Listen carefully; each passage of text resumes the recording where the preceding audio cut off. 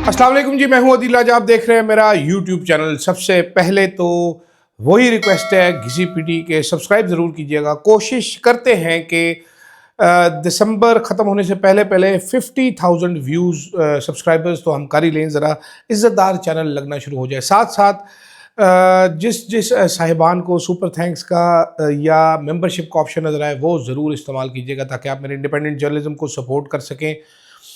Feedback मेरे हुस्न के मुतल्लिक आपने ज़रूर देना है और कंटेंट के मुतल्लिक अगर आपके समझ आता है तो ज़रूर दीजिएगा, वरना हुस्न के मुतल्लिक तो आपको समझ आ जाना चाहिए।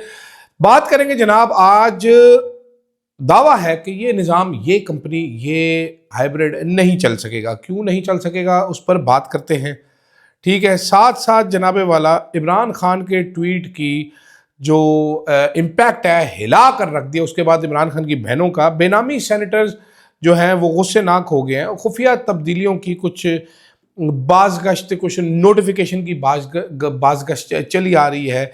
कुछ टाउट्स मैदान में उतर चुके हैं। वो नून लीग के साहब जो थे अफसार आलम साहब, उनकी छितरोल की जा रही, सारी चीज़ों पर बात करें। सबसे पहले तो जनाब ये ज़रा ड्राई बातें लगती हैं लेकिन बातें बड़ी ज़रूरी हैं। आज इस्लामाबाद हाई कोर्ट का हाल आपने देख लिया। एक जज साहब के साहबजादे ने दो बच्चियों को कुचल दिया है। उसका ड्रामा पूरा पता चल चुका होगा आपको कि कैसे वो लड़के ड्रिफ्टिंग कर रहे थे रात के टाइम पे। उन्होंने दो घर जाती मासूम बच्चियां, 27 और 28 साल की थी वो दोनों, वो काम से वापस जा रही थी, उनको गाड़ी के नीचे दे दिया। 16 साल के ये बच्चे थे जिनकी दाढ़ी मूछें भी पूरी तरीके से नहीं निकली। V8 चला रहे थे ये जनाब। जज साहब मौके पर पहुंचे, बच्चे को फरार कराया, अपना तारुफ कराया। उसके बाद एक फुद्दू किस्म की FIR दर्ज कराई, 322 का मुकदमा बनाया, 302 का बनता था। बच्चे के दोस्त जो गालिबन किसी और जज के बेटे थे उनको फरार कराया और फिर सुबह इसकी गिरफ्तारी डलवा दी कि ये गिरफ्तारी डाल लो, 4 दिन का रिमांड करवा दिया। और अब सुलह के लिए प्रेशर डाला जा रहा है उस फैमिली पे। जज साहब को शर्म भी नहीं आती। घर में इसका बेटा गैर कानूनी काम करता है, ये कानून पे इम्प्लीमेंटेशन के लिए जज बन के बैठे हैं। ऐसे ऐसे हीरे लोग हैं हमारे पास। आप एक्सपोर्ट्स को देखते हैं तो वो चौथा महीना है वो गिरती चली जा रही है। इमरान खान के आखिरी महीने में भी 25% ग्रोथ थी। उसके बाद आप कोई काम देख लें, वो बिलाल बिन साकिब को लेके आए थे कि वो हमारे सारे दुख दर्दों का मदावा कर देगा। उसको अब मिनिस्टर SAPM से हटा दिया, उसको रेगुलेटर बना के रख दिया। वो उधर अपना अलहदा खांचे फिट कर रहा था, ग्लोब ट्रॉटिंग कर रहा था। दूसरी तरफ आप देखें तो एक हमारे MNA है कासिम गिलानी साहब, वो PTA से ये उम्मीद लगा के बैठे थे FBR से कि वो ये जो PTA अप्रूवल टैक्स जो है ये कम करवाएंगे। FBR के चेयरमैन उनकी मीटिंग में ही नहीं गए। आज मेरी इतला के मुताबिक वो बैठे इंतजार करते रहे, पोस्टपोन हो गई मीटिंग। हालात इस मुल्क के ये हैं कि आप इस मुल्क में आपके पास नौजवानों के पास 1.5 करोड़ नौजवान या 1 करोड़ 20 लाख नौजवान वेला बैठा है, बिल्कुल उसके पास कोई काम करने के लिए नहीं है। मोहसिन नकवी जहाज़ों से उतार के बंदों को उतार रहा है, वो उनके ड्राइविंग लाइसेंस एयरपोर्टों पे चेक करता फिर रहा है। यहाँ पर दहशतगर्दी इस तरीके से हो रही है कि जैसे कभी ख़त्म ही नहीं हुई थी। हालांकि इमरान खान के हम दौर में हमने देखा एक भी कोई ऐसा वाक़या नहीं हुआ। हम खैबर 1, खैबर 2, तीरा 1, ये ऑपरेशन शेरदिल ऑपरेशन, वो ऑपरेशन, ये ऑपरेशन ज़रबे ऑपरेशन, नंगी तलवार, पता नहीं क्या क्या कर चुके हैं। ये काबू नहीं हो रहे हमारे से। ऐसे में आज जो रिपोर्ट आई है उसमें देख लीजिए गवर्नेंस नीचे, गवर्नमेंट नीचे गिर गई है इस मुल्क की। लॉ, अदालतें, पुलिस तो आप छोड़ें, मतलब इम्प्लीमेंटेशन देखें लॉ की इस मुल्क में। CCD बंदे फड़का रही है, पकड़ पकड़ के गोलियां मार रहे हैं। ठीक है, मरियम नवाज साहिबा फैसला करती है कि जी कानून की अमल दरामद होगी, बड़ी अच्छी बात है जी, अंडर एज ड्राइवर्स नहीं होंगे, वेरी नाइस, वेरी गुड। वो पकड़ पकड़ के बच्चे बंद करना शुरू हो गए पुलिस वाले, उनको चपेड़े मार रहे हैं, उनको थानों में बंद करें, चर्ची पोटरी भंगियों के साथ बंद करें। भाई मोटरसाइकिल बंद कर लो, फाइन्स बिल्कुल होने चाहिए, फाइन्स। आगाही मुहिम चला लें, एक 15-20 दिन। एक आज सुबह मुझे पता चला, मेरे भाई ने, छोटे ने बताया, उसने कहा मैं इस्लामाबाद जा रहा था, बाइक पे था, हेलमेट भी था, कागज़ भी थे, तो सामने जो नेक कैप्टन रिटायर्ड साहब हैं, वो ट्रैफिक पुलिस के अफसर, वो डंडा लेके खड़े थे। मुझे दूर से डंडा दिखा रहे, मुझे नज़र नहीं आया डंडा। तो मैंने इमरजेंसी ब्रेक लगाई मोटरसाइकिल की। मुझे कहता मैं आपको दूर से रोक रहा था, आप बड़े तेज़ आ रहे थे। उसने कहा सर मैं सामने, मुझे नज़र आ रहा था, मैंने रुक जाना था। उसने कहा नहीं मैं आपको डंडा दिखा रहा था। उसने कहा मुझे डंडा नज़र नहीं आया। उसने कहा आपकी आंखें नहीं काम करती। उसने कहा नहीं मेरे पास लाइसेंस है, हर चीज़ पूरी, आप आगे से हटे, मुझे जाने दें। बदमाशी मची हुई है।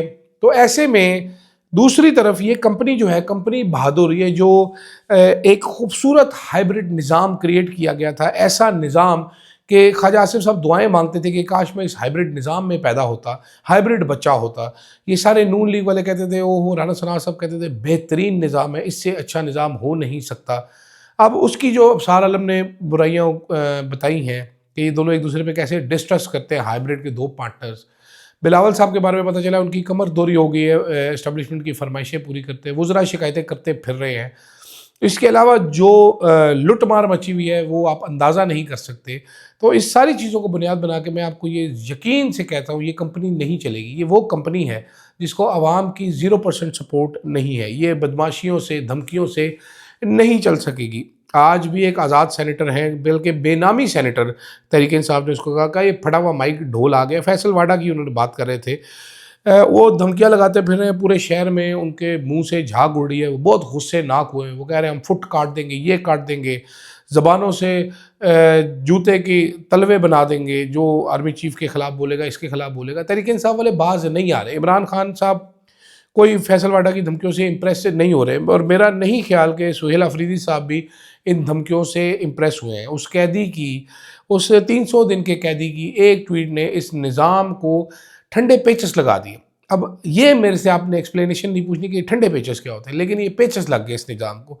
ये बौखलाया हुआ फिर रहा है, एक ट्वीट कर रहा है, दूसरा ट्वीट कर रहा है, एक अगर सियासी बात कर दी, अब मुलाकात नहीं होगी, अब ऐसे नहीं होगा। They don't realise, they look stupid while saying this. हर बंदे, उस बंदे में इतनी जुर्रत है कि वो उसका जो विलन है, सही है गलत है ये आप बाद में गुफ्तगू कर सकते हैं, वो नाम लेकर बुराई करता है, वो नाम लेकर कहता है कि मैं आसिम मुनीर को टारगेट कर रहा हूँ, किसी और को, इदारे को टारगेट नहीं करता, वो मुसल्लह अफवाज को टारगेट नहीं करता इमरान खान। इस बात पे इतने गुस्सेनाक हैं। इमरान खान की एक ट्वीट इंटरनेशनल हेडलाइंस बन रही है, स्टोरीज बन रही है। द डिप्लोमेट का तजिया आप पढ़ लीजिए। द डिप्लोमेट कह रहा है जनाब के ये इमरान खान को एलिमिनेट करने की कोशिश बहुत बड़ा नुकसान पहुंचाएगी पाकिस्तान को। पहले ही ट्रस्ट इरोड हो चुका है, बहुत सारी चीज़ें जनाब, छोटी मोटी नहीं, बहुत बड़ी बड़ी चीज़ें सारी सामने आ रही हैं। तो ऐसे में ये कंपनी, अब आप अंदाज़ा इस चीज़ से भी लगा लीजिए कि इमरान खान ने कल ट्वीट किया, उसने कहा जी ये मीर सादिक, मीर जाफिर है मेरी पार्टी के, जो मिलने गए थे।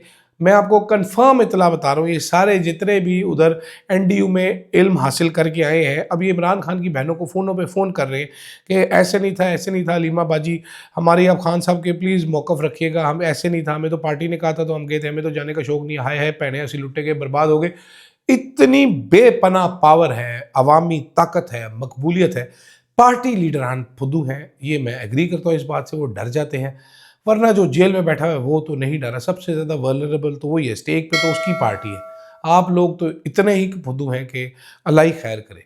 तो ऐसे में ये सेफली कहना बनता है कि ये कंपनी नहीं चलेगी। और कंपनी बहादुर ने इस पार्टी ने एक और काम किया, वारदात की है, जो वजह इनकी ताकत की थी। आर्मी चीफ साहब, जिनके साथ इनकी इक्वेशन बहुत अच्छी है, इन्होंने उसका CDF का नोटिफिकेशन रोका हुआ है।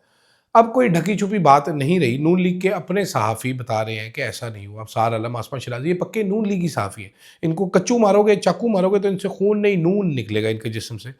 तो ये लोग जो बता रहे हैं, और उनको ज़ाहिर बात है नून लीग की तरफ से बताया गया होगा ना कि क्या मसला है, हमने कुछ नहीं करना, नहीं करना। अब सार आलम का वीलॉग आप देखिए, आसमा शराजी की बातें सुन लीजिए, आपको मालूम हो जाएगा कि नून लीग का पक्का ठक्का मौक़िफ़ दे रहे हैं।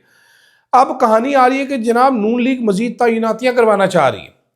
अब वो कह रहे हैं जी करंट DGI को कोई और रोल देना है। और नदीम अंजुम जो है, जो रिटायर हो चुका है, जिसके बारे में शहजाद अकबर साहब का दावा है कि वो मरीम नवाज़ के एक चीफ एडवाइज़र है इस टाइम पे, उसको NSA बनवाने की बातें की जा रही हैं। मुझे नहीं मालूम, क्योंकि आपको पता है मैं ऐसे मामलात में ज़रा जाहिल वाक़या हूँ। मैं तो बेसिक सी कॉमेडी किस्म की स्टोरियाँ करता हूँ। ये स्टोरी पूरी की पूरी एक कॉमेडी है, बल्कि ये ट्रैजिक कॉमेडी है। ये जो हो रहा है इस मुल्क में, आपने एक हिजान बर्पा किया हुआ है। एक टाउट सहाफ़ी ने, सूखे रावी ने ट्वीट किया कि जी बस कल या परसों नोटिफिकेशन हो जाएगा। उसने सारे लोगों को बताया कल परसों नोटिफिकेशन हो जाएगा। फिर उसको पता चला है कि नहीं जनाब, वो तो नई बिल्डिंग बन रही है, बिल्डिंग एक दिन में तो बन नहीं सकती। मुझे किसी ने कहा जी वो बिल्डिंग का इंतजार हो रहा है। मैंने कहा जी नोटिफिकेशन और बिल्डिंग का आपस में क्या ताल्लुक है? मतलब बिल्डिंग नहीं होगी तो नोटिफिकेशन नहीं होगा, ये कैसी इलॉजिकल बात है। वो JS, मैंने कहा जी JS हेडक्वार्टर खाली हुआ है, उधर ही बनना है ना, कि एक रात में नई बिल्डिंग तो खड़ी नहीं हो सकती, ज़्यादा से ज़्यादा बोर्ड पेंट कराने होंगे, ठीक है, वो 2 दिन बाद भी हो सकते थे। उसकी उस चक्कर में नोटिफिकेशन रोकने की क्या ज़रूरत थी? तो अब एस्टेब्लिशमेंट के प्रो जो टाउट है वो ये बता रहे हैं कि जी कोई मसला नहीं है, देखें हमारी बिस्ती नहीं हुई है, ये बिल्डिंग हम तैयार करा रहे हैं, जबकि नून लीग के प्रोट आउट जो है वो बता रहे हैं कि जनाब मसले बड़े ज़्यादा हैं। तो किसकी बात माननी है, किसकी नहीं माननी, ये फैसला आप लोगों ने करना है। मुझे अच्छे तरीके से समझ आ गया है, इसीलिए मैंने कहा है कि ये कंपनी चलनी कोई नहीं है। दूसरी तरफ हमारे पास एक टोन डेफ वज़ीर आला भी है, मरीम नवाज़ शरीफ साहब, उनका डेथ स्क्वाड बंदे मार रहे हैं, वो बसंत मनाने की तैयारियां कर रही हैं। उनको समझ आ गया कि सीरियस काम में ज़्यादा देर कर नहीं सकूंगी, तो बसंते शसंते ये वो इधर उधर करके टाइम पास करो। मेरा ख्याल है वो टाइम ही पास कर रही हैं, क्योंकि टाइम मुझे लगता है कि तेज़ी के साथ इस पार्टी के पास कम होता चला जा रहा है, क्योंकि ये कंपनी नहीं चलेगी। खैर, ये थी मेरी मुख्तसर तरीन बातचीत। पसंद आए तो फीडबैक ज़रूर दीजिएगा। मुझे दीजिएगा इजाज़त। अल्लाह हाफ़िज़।